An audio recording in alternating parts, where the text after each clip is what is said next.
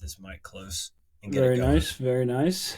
Yeah. How do you like my Hawaiian shirt? This Hawaiian a shirt. I vibe? noticed Hawaiian shirt. Are you recording? We're going, right? Yeah. Yeah, yeah. So Hawaiian shirt, and then what are those shorts, pants? What are those called? Don't they So have a term for those types of pants?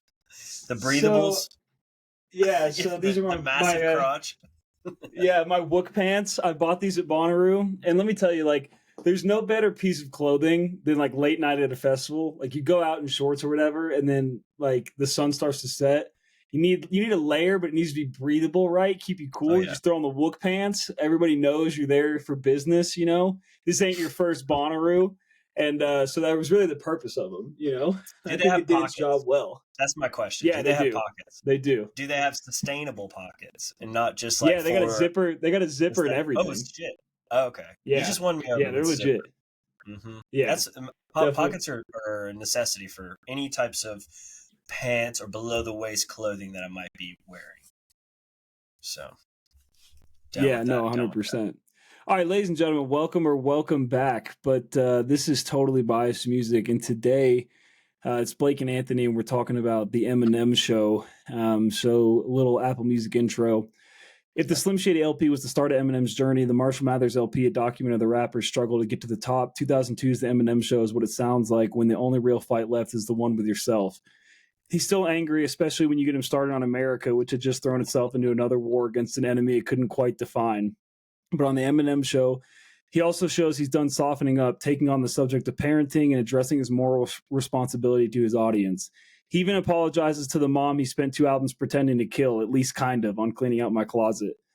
Quote, I never would have dreamed in a million years I'd see so many motherfucking people who feel like me, he raps. Is that a good thing? Maybe, maybe not, but at least he knows he's not alone no matter how alone he feels sometimes. So I picked this album. Everybody knows I'm a massive Eminem fan. That's no secret. And, I picked it for a number of reasons.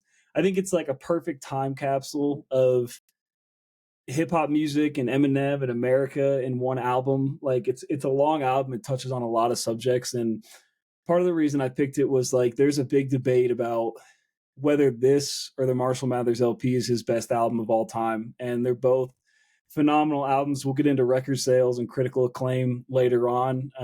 But I had been listening to this album since the start of the year and had listened to the Marshall Mathers LP and had gone back and forth. And I'll kind of get in my thoughts about which one's better and his discography later. But it's just so many good songs, so many. He really showcases like this shows you why Eminem reached a level of fame that no one has ever reached in the hip hop world and no one probably ever will reach, right? He was the highest selling artist from 2000 to 2010. And, Eminem is famous the way like an ex-president is famous. Like he is one of the most famous hip hop artists of all time. And I think this album really solidifies that and shows why he is. So I don't know. What did you think upon re-listen? Had you listened to it before? Was it your first full front to back? What did you think?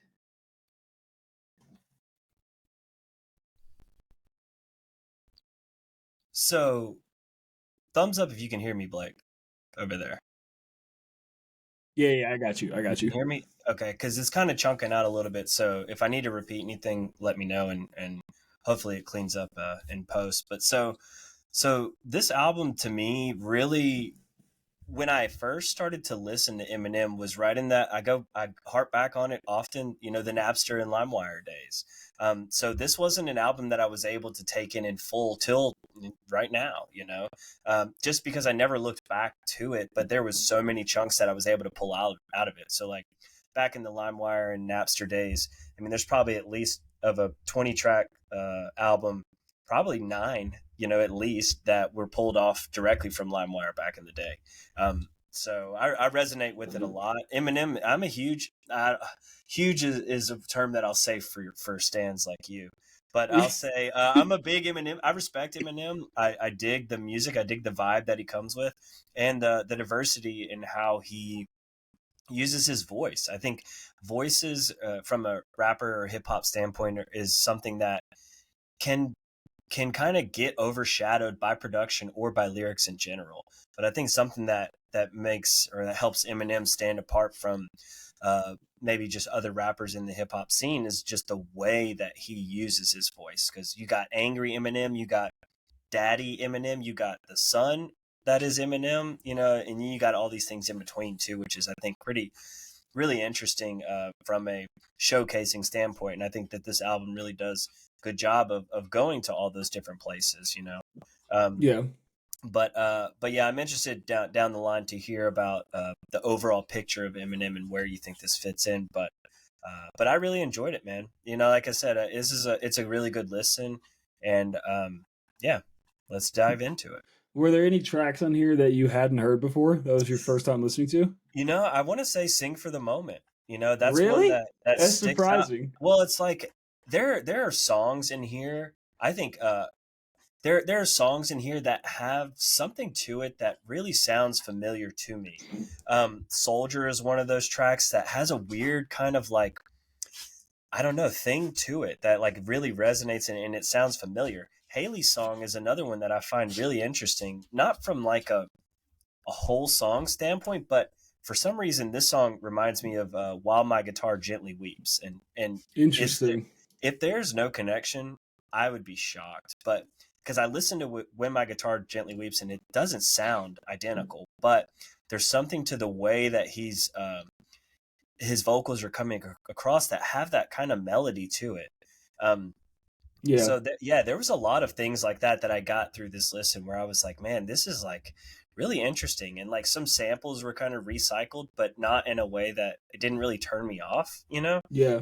But, but no, it was, like I said, it was eye opening, you know, come 22 years later. Yeah. But I think production wise, it stands up. Yeah. So Sing for the Moment is That's Dream On. it's Dream On, yeah, by Yeah. Aerosmith. Mm-hmm. And he did what's interesting, an interesting tidbit about this is the first album where he takes on a lot of the production. He does a lot of it with Right. Jeff Bass, who helped him with the first two, but it's kind of when he sits down and obviously Dre's involved in all of that and helps him with the production, but he kind of took a front seat to the production standpoint on this album, and which I think says a lot about his talent. The production on this album is great. Like, and Yeah. it was at a time when we've talked about this before, but hip hop beats around this time were starting to evolve from that really simplistic, like you listen to Slim Shady LP, it's very cut and dry, same formula, like, drum, kicks, all the like just very basic hip hop beats. Right. And Beat the Eminem Machine. Show, I think, is very much a departure from that. So yeah, I think, it's funny is Paul Rosenberg is his attorney, and he always has a Paul skit on his albums, and I Is love that right? I love the Paul skit on on this album where he's talking about Eminem shooting his gun off in the parking lot behind Yeah. the Right. studio. And he's like, "You can't be shooting your fucking gun off. Take your gun home." Yeah. It's so funny. So it's just interesting to get those little tidbits like into his world. But Yeah. yeah, I mean, I think that's too where like people, it's interesting from an artist standpoint how they tie together songs or how they tie together albums. And I think skits are very notorious in the hip hop kind of realm, right?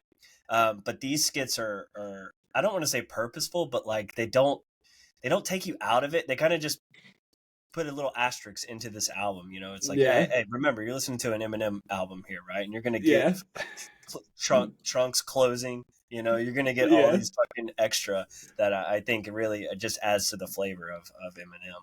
Yeah, no, for sure. And this is from a different album, but the Steve Berman skits. So Steve is the I think he's like the head of Interscope. And so there's a Steve Berman skit in Relapse where he comes in and he's basically trying to tell Steve, like, because he's been in rehab and stuff, and he's like trying to tell him that he has an album, and Steve's like, oh, let me guess, another album about poor me. My mommy's so mean to me. Like blah blah blah. Blah. It's really Right. funny. Yeah, it becomes like a satire, right? Like Eminem can come across. He kind of satires himself too, Yeah. But I think it's coming from a great like from a creative place that is not like it doesn't just get discarded. It's fucking Eminem doing his thing. Yeah. And like it's funny because Slim Shady really is like a caricature of himself. And I think that's what's Right. cool about we've talked about, trilogies before, but the Slim Shady LP, into the Marshall Mathers LP, into the Eminem Show, those three, I think there's a very poignant reason for him naming them after Slim Shady, after Marshall Mathers, after Eminem, right? They all kind of showcase that side of him, that type of rapping on each album. And the Eminem Show is kind of where it all comes to a head. He's a little bit of Slim Shady, he's a little bit of Marshall Mathers, and that's what Eminem is. And it's just Right. captured perfectly throughout the whole thing. So I think it's great. But let's get into top tracks. What do you got? You can lead us off. All right, so it's hard to choose, man. Like I said, out of this album, I mean, I can count like 1, 2, 3, 4.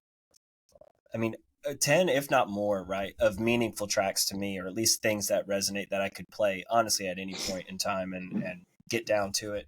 But I'll go in 3, 2, 1. Let's say I'm gonna go with "Sing for the Moment" number 3. Now, I wanted to put it higher, but there's reasons why I couldn't do that.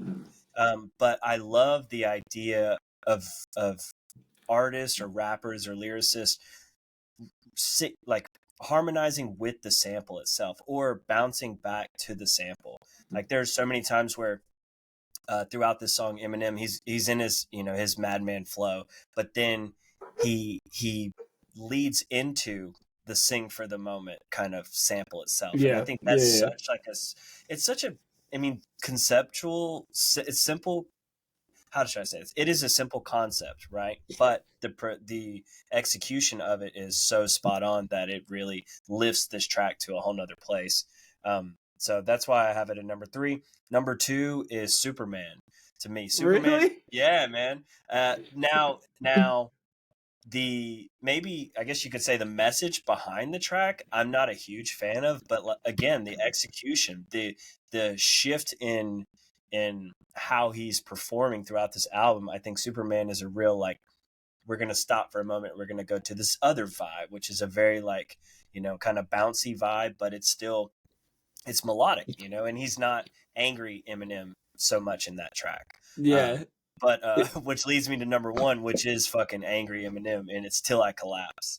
"Till Of I Collapse" course. says, like, that was the song back in the day that I had on a CD that people were like, "Yo, this song is fucking crazy." Um, Yeah. and It's like the ultimate pregame music, exactly, it was, it was, and, like, unfortunately, I think they did play it sometimes at Pelham before baseball games, but it was Yeah. of the edited version, right? But, like, this Yeah. song fucking smashes. It's a banger, and I wish that after listening to this album in full, so I have to give an honorable mention to Soldier.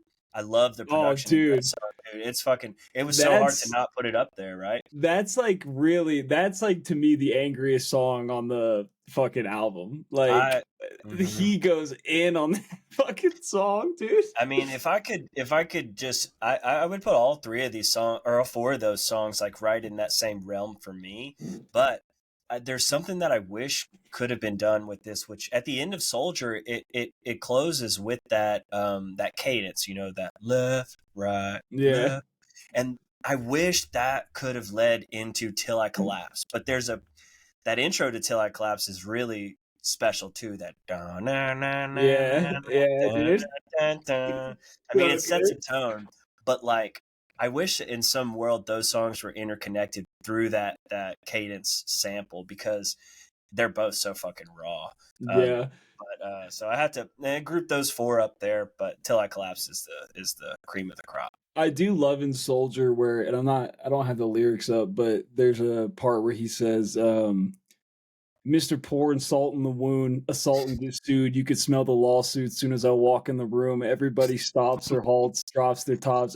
All you see is motherfuckers coming out their halt their tops, ducking and riding out the Hard Rock parking lot. You'll all get shot, whether it's your fault or not. Like that is just like this boom bap fucking nonstop. Like, and he just sounds so angry, and then his delivery is just Well, like, oh his raps, they're momentous. Like, they're gaining traction as he starts going, and it's like, dude, you cannot stop this guy, like, mid yeah. sentence, right? And imagining now, like, him growing up or whatever. I don't know, honestly. How true would you say are 8 Mile is the film 8 Mile to his kind of story? I've So I honestly mean, never looked into it. so it's actually really interesting that you asked that because the the rumor is that like in Detroit, south of 10 Mile is where it gets really bad.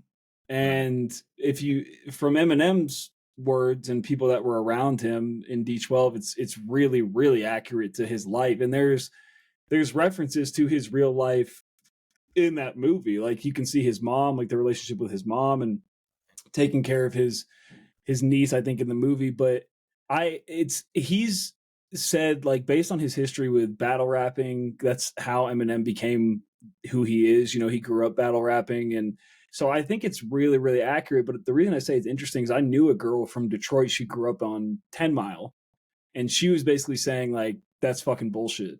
And I told her, I was like, yeah, but like, doesn't it get worse like south of 10 Mile? Like, isn't that the point? And she was like, yeah, but like, that's not, she believes that it's a fabricated story. And I don't like, I feel like at this point, like, he's been famous long enough and used that as a launching point long enough that somebody would have come out and said, this isn't what this guy's life was like, you know? So, Yeah. and like 8 Mile that movie's phenomenal. And there's so many great raps, like exhibits in that movie. And like, there's just a lot of great moments in that movie. And so I would say it's pretty close to what his real life was like. But again, you know, I don't think there's any way to really know, but I don't think he would fabricate it, you know? I mean, he does not seem like that type of person. Now, exaggerate things or like over,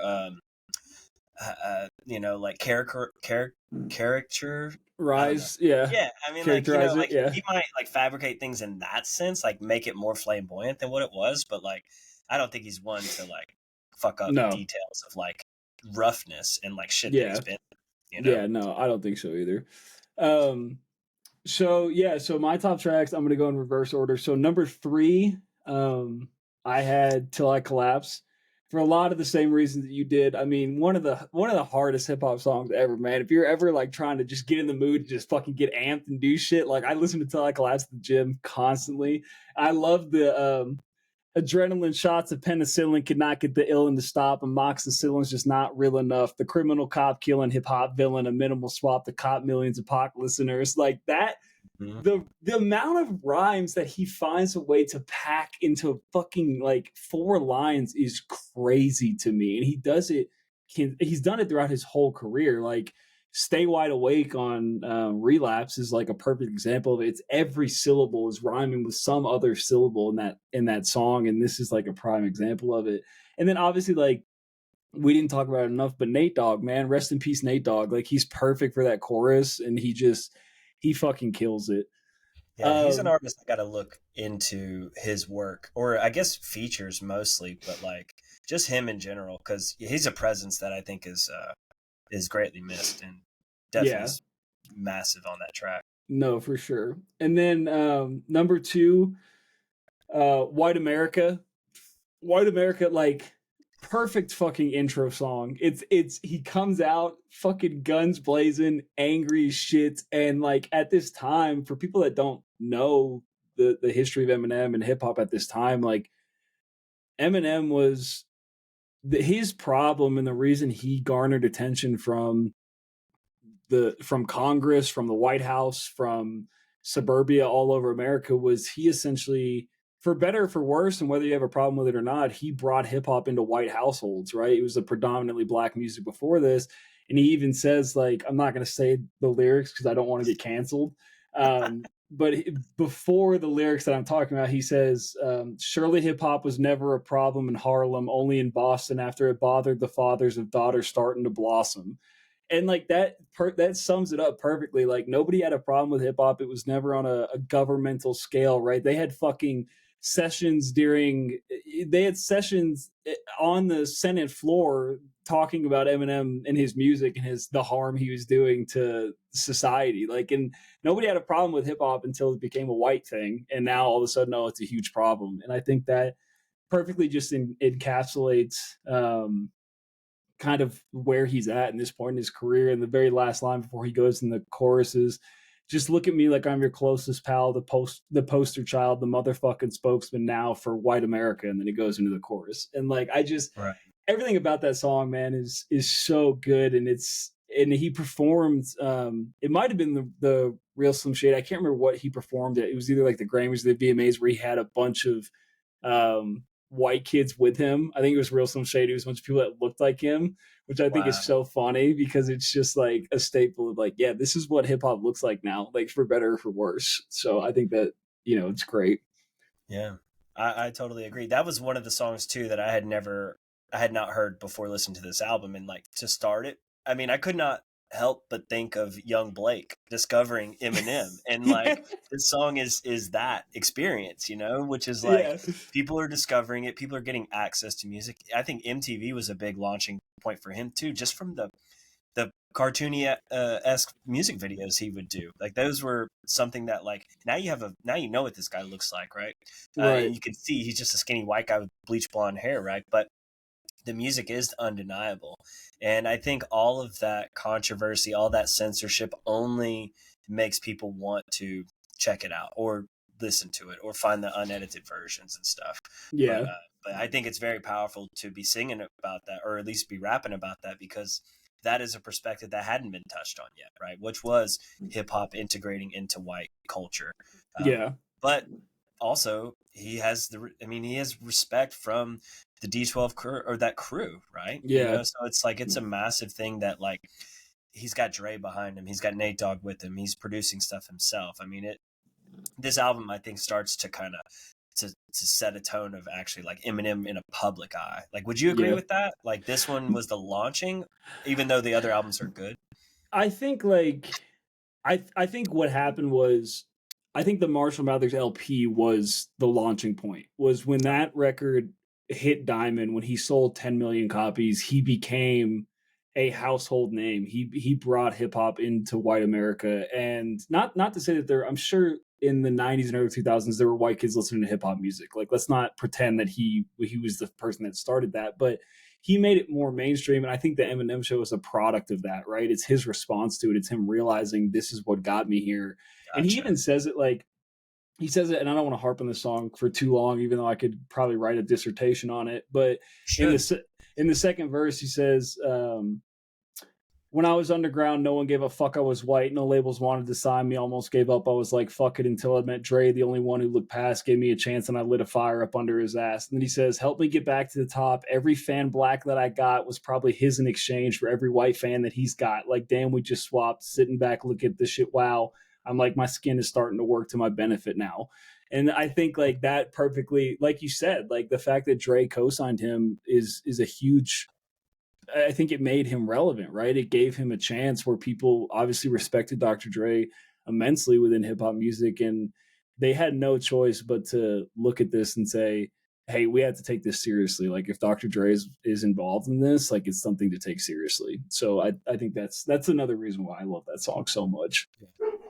And then final song, top song, Square Dance, dude. Square Dance is like, to me, so this, like, when I was talking about this being a time capsule to like politics in America, Square Dance is the perfect example of it, right? The very first words in the song are never been the type to bend or budge, the wrong button to push, no friend to Bush. I'm the centerpiece, you're a Maltese, I'm a pit bull off his leash, all this peace talk can cease. And then he goes down, and what really the highlight is the second verse. He goes, oh yeah, I don't think I won't go there. Go to Beirut and do a show there. So Beirut, the capital of Lebanon, basically him saying like, yeah, I'll go to the Middle East and perform. I don't give a fuck what Bush says or what he does.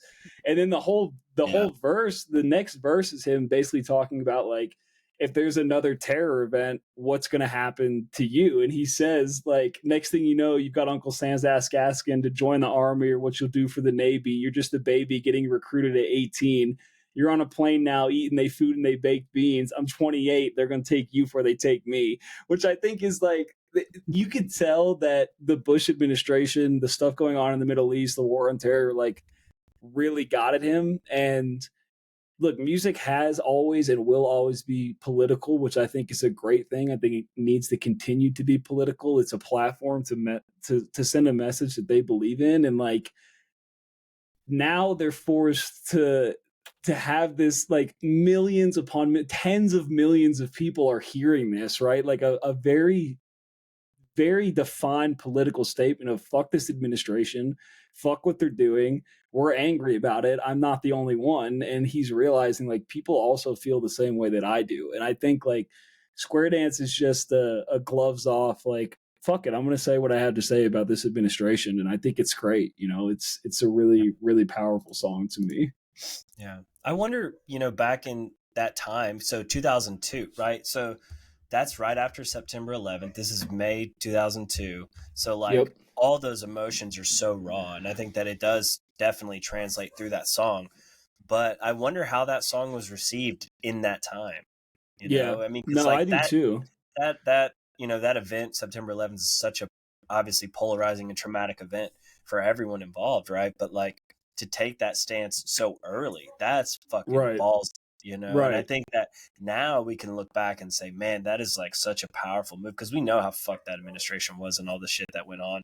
But like to say it right then, to say Yeah. it when you have a platform, right? It speaks volumes. And yeah, I get it. So that's pretty And great take. that's kind of like, I was going to say that too. Like you have to remember, like, for America at the time, like post 9/11, everybody was very, you can look at Bush's approval ratings after the Oh yeah. fact. Like, and everybody was very pro America, pro patriotic, like support the president, support this administration. And like during that time, he was using a very public platform to basically say, no, fuck these people. Like, this is not right. And I think, like, look, you can say whatever you want about Eminem. People have said plenty of things about Eminem. And I think that with nothing else, he has always been true to himself and his beliefs. And that to me is honorable, whether you agree with it then or agree with it 20 years from now. Like he had to stand up and say that. It made him a target. Like he was very much a target for patriotic people, for the government, for whoever it may be. I mean, they picketed his shows, they did whatever they could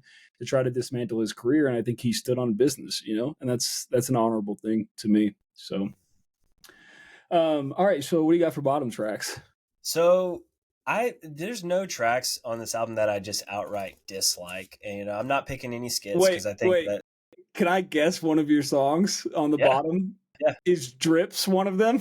Drips is on there. I knew it. Yeah. So like in the other two, My Dad's Gone Crazy and When the Music Stops. I mean, I just really have them on there just because I don't think they level up to that other just echelon of tracks that are all over this album. I mean, Cleaning Out My Closet, I'm not putting that. I'm not putting Square Dance. I'm not putting Say Goodbye Hollywood.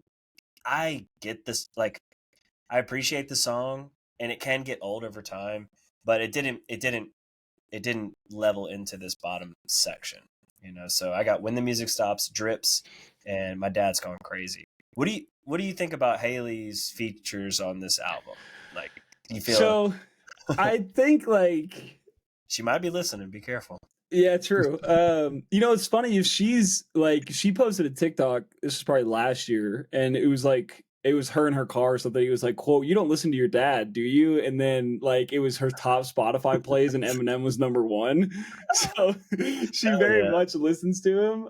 Thanks, like Queen. Yeah, exactly. But I think like the fact that she's on, like, My Dad's Gone Crazy, she's so cute, and it's so funny when she opens the door and she's like, "Daddy, what are you doing?" Like, I think it's so funny. And like you could tell that, I mean, it's interesting, right? Like song, right, yeah. And like Haley's song is very much, him about him being a father, and My Dad's Gone Crazy is kind of just like a funny track, like about being famous. And I feel bad for Haley and for Eminem in the sense that, like, I mean, he chose to make their life public, right? But they grew up in the public eye, and like, I'm sure the comments that were made to him about raising a child, being who he was difficult for him. But I do love, like, I love My Dad's Gone Crazy. I listen to it a lot, and I love the ending of it where he says, "Standing on Ronnie's grave, screaming at the sky until clouds gather. It's Clyde Mathers and Bonnie Jade." That's pretty much the gist of it. Parents are pissed, but the kids love it. And then this is essentially the last lyrics on the album is, 9mm heater stashed in 2-seaters with meat cleavers. I don't blame you. I wouldn't let Haley listen to me neither, which I love, dude. Like that's the perfect send off where like after everything he said, everything he's Right. gone through, he's like, at the end of the day, I get it, man. I wouldn't let my kid listen to me. So I think it's like a perfect send off. Yeah. And I think too, like you look at his career as a whole, and he's done, I think, justice for her as far as like he's taken time out, right? He's been a part of her life, and I think that speaks volumes too, just from a parental standpoint, right? I mean, I obviously don't have kids, but like knowing friends who have parents that are here or there or had never got to have that life, I mean, I think that it seems that he's done all that he can to give her the life that he feels that she deserves. Right? Yeah. No, and I saw a picture of him. This was in Look, this is gonna sound weird when I say this, and everybody has to remember I'm a stan. All right, so like I'm deep in the Eminem online world, but I saw a picture of him at her graduation. It was either her high school graduation or her college graduation, and um, it was basically him. Somebody took a picture of him walking into the auditorium where they were graduating, and they said that he essentially like he didn't want to take away from her moment, so he basically rented out like a box or something that was away from everybody else so that like people weren't paying attention to him or taking pictures. Like he wanted to be there to support her, but he didn't want it to be about him. And I think like look, he had a drug problem. He was a drug addict. He's 17 years sober now, I think, and like he's obviously worked very hard to be a good father to her despite, the issues that he has had and the issues that he's brought to the limelight. And I really wonder what his dynamic is like with Haley in terms of his mother and his ex-wife. I wonder if kind of what that's like. And obviously it's none of my business. I don't like go searching for it, but it's interesting. Like, I wonder how she feels about the songs that he's made about his mom, like Right. that have Yeah, not exactly. been positive songs, Right. And to like So, to hear him, talk so harshly about her on this album, to know now with the foresight that he ends up remarrying her, right, in the future, which is an interesting kind of point. But I think Eminem, his awareness is, I think, another thing that separates him, right? Whether it's yeah. being self-aware or just being aware of the culture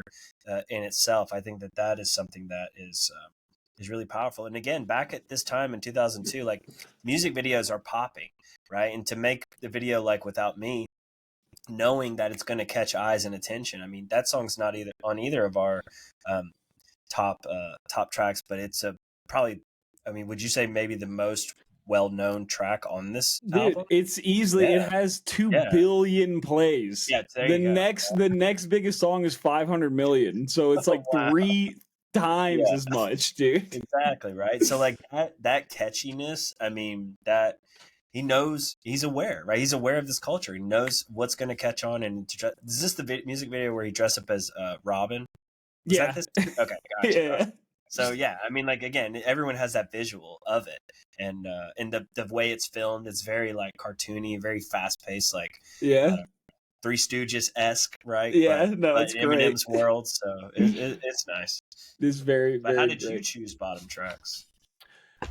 So I had and it's really tough for me too. So I have Say What You Say on there. The only reason I have it on there is like Dre and Eminem have so many better songs together. Like this is like the Yeah, bottom of Dre and Eminem tracks together. And so it's like it's not that it's a bad song. It's just like when I listen to the album front to back, the songs that I'm picking are songs that like I skip over sometimes, whereas the rest I just never do.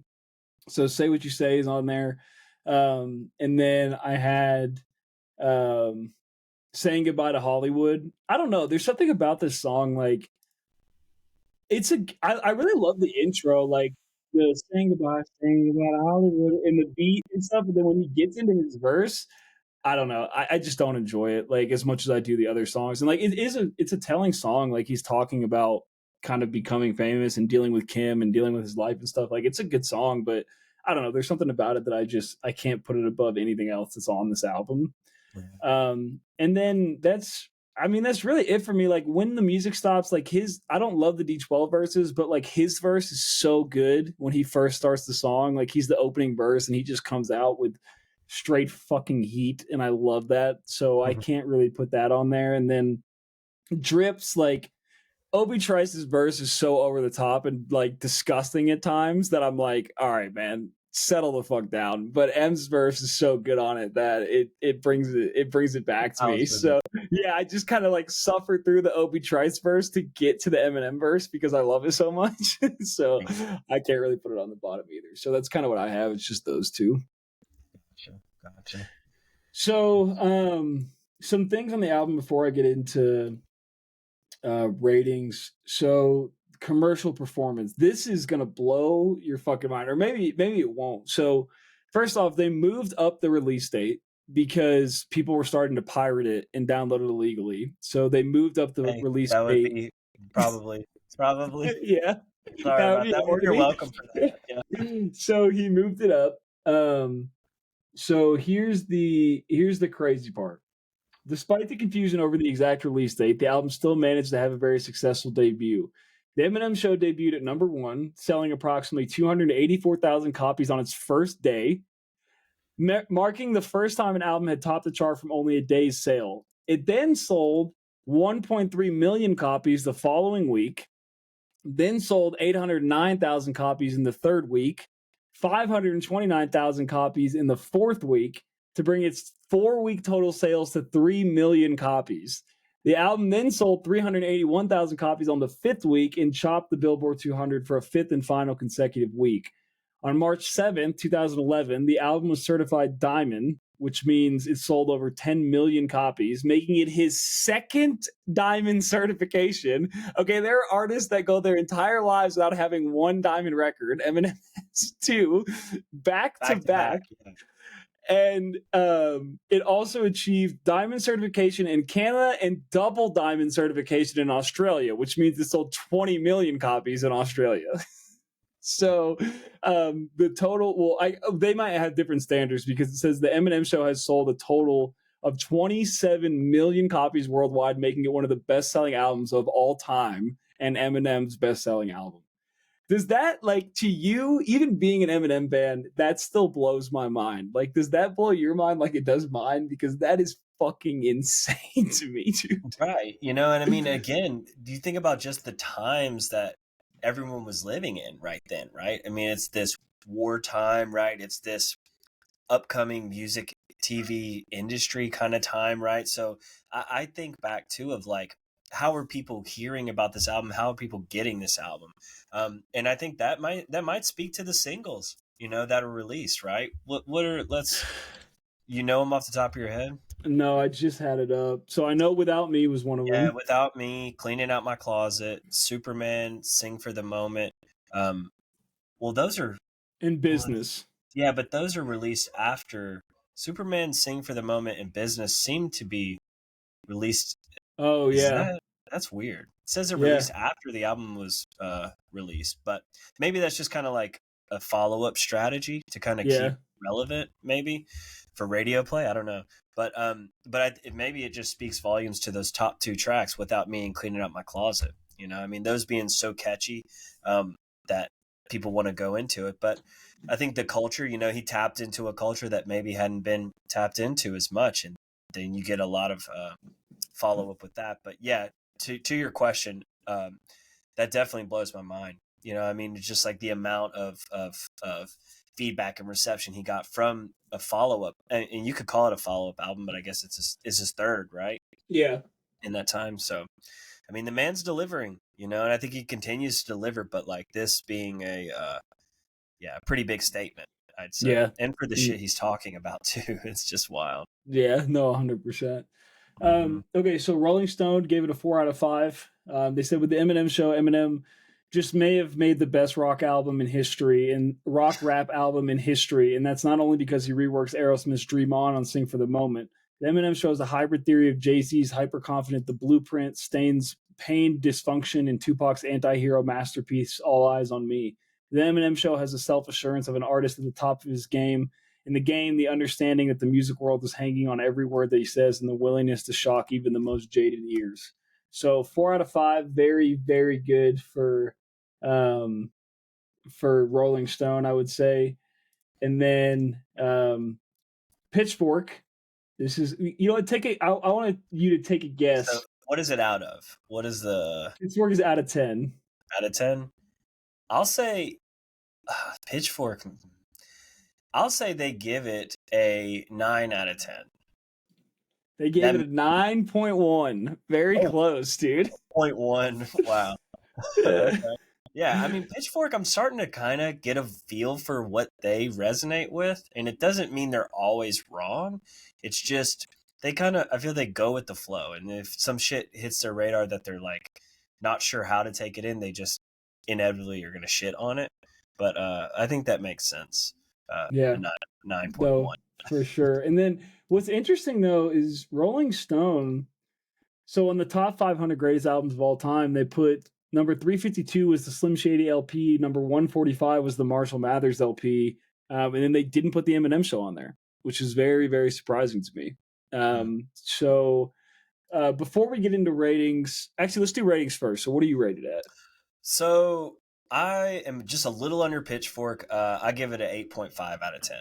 I mean, I think it's a great listen. I don't have many complaints about the album. It didn't feel too long for me, even though, I mean, it's got a lot to go through.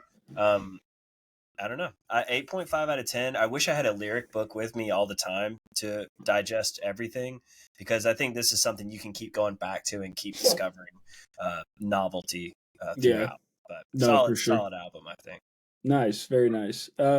So with my rating, we're going to get into a broader discussion. Okay, There we so go. Yeah. here's the thing. I think this, in my mind, and I know there's a debate about this, but I've gone back and listened to both albums. I think this is Eminem's magnum opus. I think it is the perfect Eminem album. I think it is a 10. I think it's better than the Marshall Mathers LP. I think it's really the pinnacle of his career. Now, we've had this discussion before. There's a difference between the best album and your favorite album. Relapse is my favorite album, and Relapse is probably one of his lowest rated albums because it's horrorcore. It's weird as fuck. He was just coming off drugs. He does this weird accent thing throughout it, but like Relapse holds a special place in my heart because of the type of rap music that it is. With that being said, like this album is just, if I had to pick one album to show somebody Eminem that had never heard of him, I would show them the Eminem Show. Like he's reached his maturity, he's reached his peak in terms of flow and production, and it is really like, to me, it's his magnum opus. And I think that debate, about his discography really comes down to this and the Marshall Mathers LP. And I would love to do that album at some point in the future and talk about that as well and have another discussion about these two stacked up against each other. And I see why people think the Marshall Mathers LP is better, but I don't know. This album it checks every box for me as an Eminem fan. And I've never I'll go to, before we even did the pod, I'll hear White America because I have an Eminem playlist, and I'll hear White America, and I'm like, fuck it, might as well listen to the Eminem Show front to back. I got time. Like, let's just go. And I just listen to the whole fucking thing, and I can't stop myself. And so that's kind of where I have it. So I don't know if you have listened to enough of the rest of his discography to kind of stack it up against it, but I don't know if you have any thoughts on it about where it leans with everything else.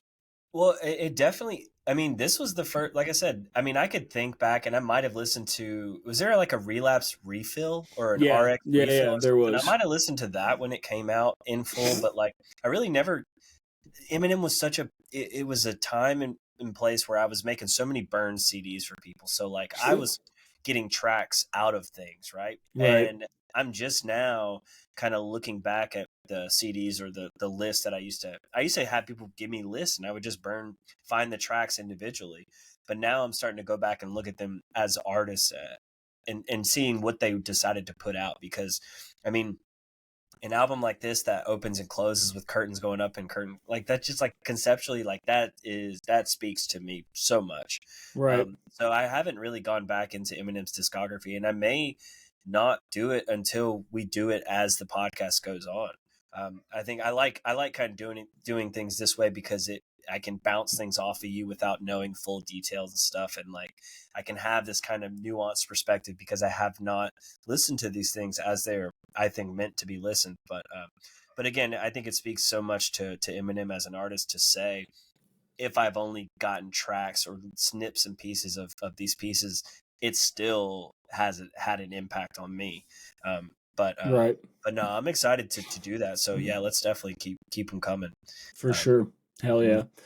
So yeah, that's the Eminem Show. If you guys haven't listened to it, which I'm sure it's not a lot of people, but if you haven't, please go listen to it. It's one of my favorites, and obviously as a stan, I would appreciate it. And I appreciate you doing the album, Anthony. You know, I try to keep like I've spaced out hip-hop. Eminem. I've spaced out Eminem in particular. I've spaced it out really well. This is only the second Eminem album we've done. This is episode 51. This is only the second Eminem album we've done. So I've been trying to ease it in, you know. So I appreciate it. On that thought, all right, because I thought I did the same thing with Dredge. You know, I was like, all right, I think I've taken enough time to kind of throw this at Blake, but I'm still figuring out how best to introduce you to tracks. Is it through Ride or Dies? Is it through features? Is it through making you listen to it? You know, so I'm figuring it out. So Yeah, that's fair. I think I'll understand the best way to introduce something to you. But man, I get down with Eminem, right? But yeah, I know that 100%. you really do. So I knew this was going to be a fun chat. Yeah, for sure. All right, so let's get into Rides or Dies. What do you got? Intro your track. So my Ride or Die track, I listened to this album regularly. I listened to it in full yesterday. We had an eclipse yesterday. Did you get to see any of it? We didn't have Y'all shit get in anything? Colorado, but I watched like we turned on a live stream and Yeah. watched like footage from around the country. So it was cool for sure. Did you happen to, where were you in 2017 when that other one came around? I was still here, so I didn't. Or wait, was I here?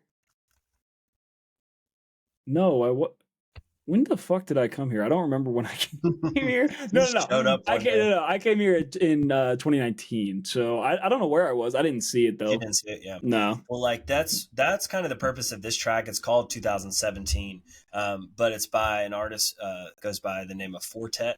I don't want to misquote myself because I'm not a huge Fortet fan, but I think it's just one guy. I believe it is. Yeah, it is. Urian Hebden is his name, but he's one of those, I call it, there's a lane of producers that I'll like entitle as super producers, and he's on there because the album is beautiful. This track, I really fucking enjoyed it, and it kind of set the tone for my day yesterday. You know, we got a good chunk of the eclipse happening, probably like 90-something% maybe of it here. So I listened to this album, which is called New Energy by Fortet, and then I listened to Dark Side of the Moon.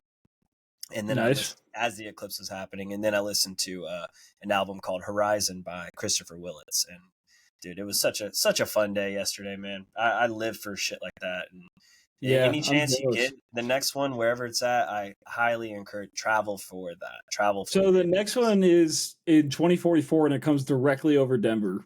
Right. So if I'm still here, then we'll see. That path is pretty wild because it's Colorado, and then it goes down through Alabama into Florida. So in theory, if you were at Red Rocks, or if you were in Birmingham, if you happen to be stuck there, or in Swanee, you'll be able to catch Totality potentially. Yeah, that's crazy. So, like I said, that is an experience worth. I mean, 2017, I got to see it in Astro Valley in Missouri for the Tipper Festival, and dude, like I said, just the energy that you get from a celestial event, I think is really undeniable. Whether it's just from you just experience something that you may not get to see again, or just from the phenomenon itself. You know, I mean, temperature changes. Something that I didn't know going into the first eclipse that I got to see was the they call them like sun snakes on the ground. You get these like little refractions of light that are moving. Right, yeah, it looks super weird. It's crazy. It's wild, you know. But the temperature change is so crazy. I think, and then we experienced that here yesterday too, but not as dramatic as being in Totality, but definitely worth going to see. So, what'd you think of the track? Or go ahead. So, in terms of like, I have. How do I explain this? Space and astronomy and everything like that. Like, like I'm an atheist and I wear that badge very proudly. I have no problem saying that. And I think like what I've told people, like my version of a higher power, or kind of like my reminder that we're not in control of things, is very much space, like things that happen in space and just the grand scale of the universe and things of that nature. And so any type of like astral event like you're talking about, anything related to that is really cool to watch and engage with. And it's part of the reason why, like when we talked about Spaceman, the Adam Sandler movie, why Yeah, that movie resonated with me so heavily, like the ending sequence of that movie in particular.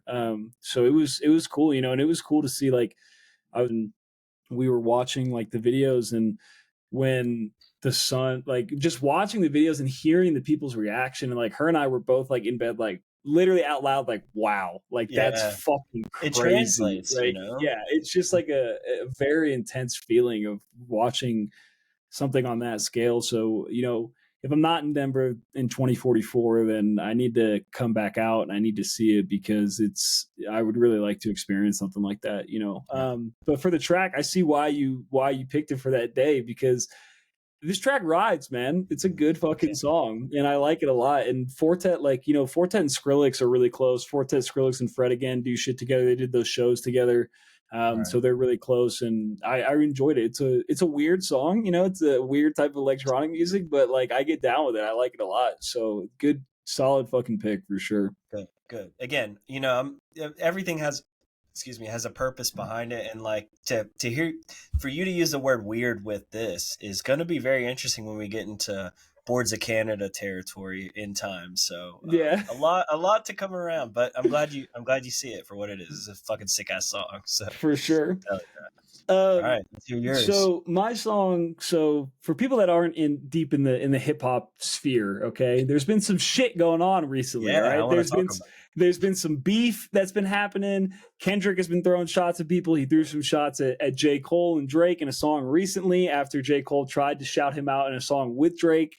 That I sent Anthony, first person shooter, that he didn't listen to. it. And I J. listened Cole to him. J. Dogs, Cole right? J. Cole says in the song, love when they artist the hardest MC. Is it K Dot? Is it Aubrey or me? We the big three, like we started the league. Right, Okay, so that right. was the start. Kendrick's Uh-huh. response was basically Go in the big verse, three. he says, "Fuck a big three, it's just big me," and then goes on to say, throw a number of shots at Drake, which I found really corny, because J. Cole and Kendrick have always been tight, and he was trying to give him props, and Kendrick responded like a child. And so then J. Cole dropped a song called 7 Minute Drill, which is the Kendrick diss, but with it, he dropped an album called Might Delete Later. Now, this album, he's been putting snippets out on YouTube, which I really need to send you, Anthony. They're really cool. So he's put out like two 12-minute segments, and it's basically him on tour right now with Drake, and it's just kind of them, different cities, different shows, doing shit. But in the middle of these videos, there's Might Delete Later tracks on them. And so he's been recording some of these songs that he probably just had in the vault and was like, oh, I'm not going to put it on the fall off his next album, so I'll just have them. And so he put out Might Delete Later with a number of tracks. And I chose Pricey, the intro track from it. Ari Lennox is on it, Young Dro, Gucci Mane.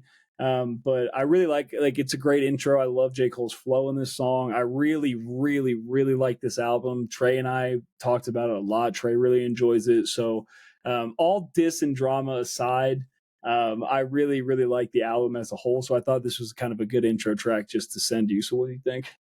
So I'll go and say it. This song does ride for me. I get down with the song. I love hearing Young Dro and Gucci. Like those are throwbacks for me. Yeah. So J. Cole, I don't really resonate that much with him just because I've never really given him the time of day. But Young Dro and Gucci Man, I can definitely get down with. But I don't dislike the song. I really like it. But drama and dissing, bringing it back to the fold, right? I want to talk about this a little bit because J. Cole, he backtracks, right? He apologizes for this diss track, He right? does. He does. Now, does that like totally discredit this like hard persona that he's putting out there during that it's called 7 Minute Drill? 7 minute drill. Yeah. I listened to it and I liked it. And it's like a two part. There's like a two tracks Yeah. in one. Yeah. So Yeah. like I really enjoy that concept, but it's hard for me to like now look at it from a lens of like it, for the quote that I read, and I don't want to misquote it, but I'm going to paraphrase it, but like the idea was he felt like it seemingly was a childish thing to do, to go and diss him like that. Yeah, did you get that kind of? Yeah, so I think what he did was, and this, my opinion on this is as of the unpopular opinion. If you were to check the internet or talk to Trey and Christian, um, I'm a huge J. Cole fan, like a massive J. Cole fan. He's always in my top 5 most played artists. Like, I love his music. And in the speech, he essentially said that he felt like, and he says it in the song too, that he felt like people wanted blood, right? They wanted violence within the music. They wanted this beef to happen. And he essentially gave into that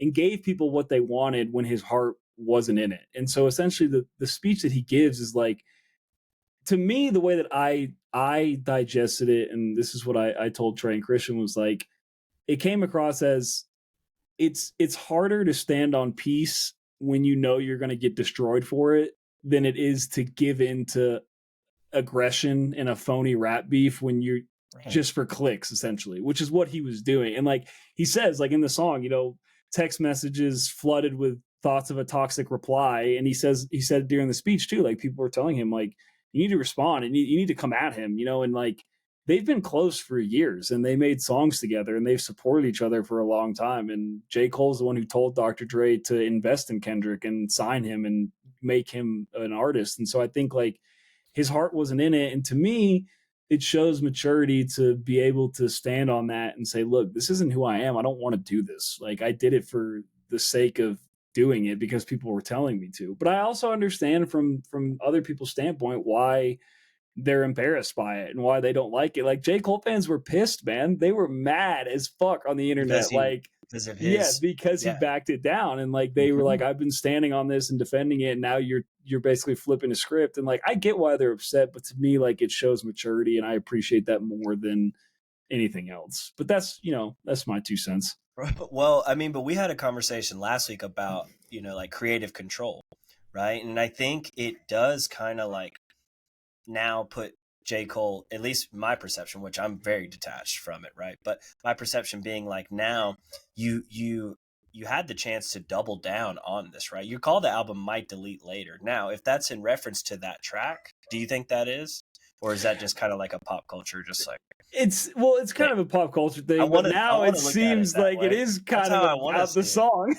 song. Right? But like, if you're gonna, like, I mean, that's the thing. It was only out for like 4 days, 3 days maybe, Yeah. before you make a statement to say I shouldn't have done that shit. But like, if you knew you shouldn't have done it, then you shouldn't have fucking put it out there, right? But now that it's out there, I mean, if you're going to squash the beef, because if that's what he might be doing, then I feel like that's what you can do from a creative standpoint, right? But I think he outed himself in a way that like doesn't look good from a creative standpoint. If you're going to say, yeah, I did it because you're feeling all this pressure. I don't know what that pressure is like, but I just feel like there could have been such a different way to do it, because Yeah. I mean, rap beefs are historic, right? Now, Right.